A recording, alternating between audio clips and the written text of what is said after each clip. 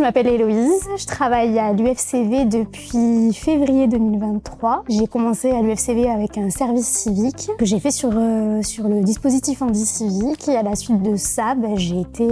embauchée parce qu'il y a eu un poste qui s'est libéré sur Handi Civique.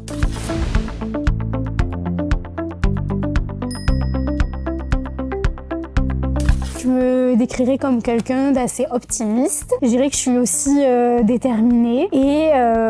empathique.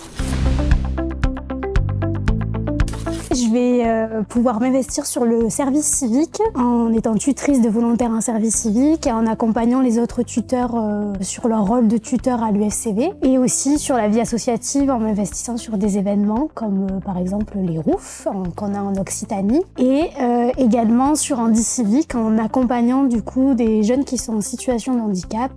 vers le service civique. Alors ce que je préfère dans ma mission, ça va vraiment être de proposer aux jeunes en situation de handicap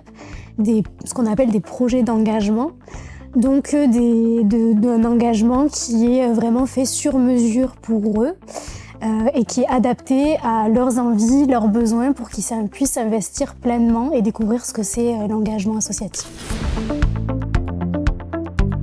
Ma définition de l'inclusion, du coup, ça serait de permettre à chacun de pouvoir s'investir dans un groupe ou on va dire dans la société de manière générale, pleinement comme il a envie, en prenant en considération que les individus ont des besoins et il faut que ces besoins ils soient respectés pour qu'on puisse tous collaborer et pouvoir s'investir comme on le souhaite dans un groupe. Handi Civique, c'est un dispositif du coup qui existe depuis 2018. Il a vraiment pour objectif de rendre accessible le service civique aux personnes en situation de handicap. Cette accessibilité, elle passe à la fois par les personnes en situation de handicap, pouvoir leur dire que le service civique, c'est possible pour eux, et aussi par les structures associatives, entamer une réflexion vraiment sur l'inclusion des volontaires en situation de handicap. Je dirais que pour pouvoir s'engager dans une société qui peut être plus inclusive, ça passe d'abord par le fait qu'on prenne conscience qu'on vit tous ensemble et qu'il y a une diversité d'individus et que tous les individus ont des besoins qui peuvent être différents et qu'en fait en respectant ces besoins-là, en étant à l'écoute des besoins des uns des autres,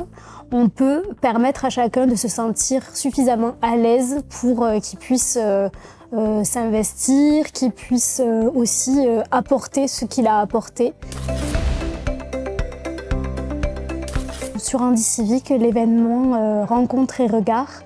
c'est un événement qu'on organise maintenant depuis 2 ans parce qu'il a pour objectif d'adapter la rencontre entre le monde associatif et les jeunes qu'on va accompagner sur Handi Civique en proposant un temps qui va vraiment être plus collaboratif, vraiment un temps de rencontre et d'échange peut-être moins formel pour permettre et aux structures de se rendre compte de qu'est-ce que c'est être un jeune et avoir envie de s'engager en 2025 et pour permettre aux jeunes de voir qu'est-ce que c'est le monde associatif.